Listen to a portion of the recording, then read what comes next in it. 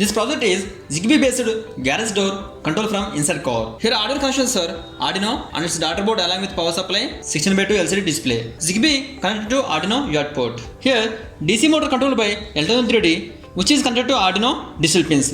DC motor operates garage door. Switch is connected to Arduino digital pins. We can control car garage door from inside car. This project has two sections. One is car garage side and other section is inside car. Now power on this.